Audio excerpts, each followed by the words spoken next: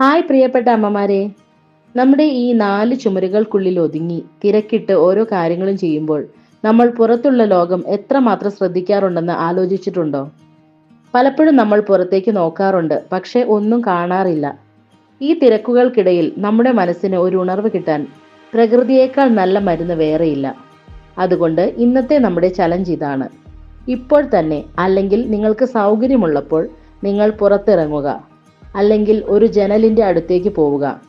വെറും 10 മിനിറ്റ് നേരം ആ കാറ്റിന്റെ തണുപ്പ് അല്ലെങ്കിൽ വെയിലിന്റെ ചൂട് ഒന്ന് ശ്രദ്ധിക്കുക. മരങ്ങളെ നോക്കുക, പക്ഷികളുടെ ശബ്ദം കേൾക്കുക, ആകാശത്തിന്റെ നിറം ശ്രദ്ധിക്കുക. ഒന്ന് കണ്ണടച്ച് കാറ്റിനെ സ്വീകരിക്കുക.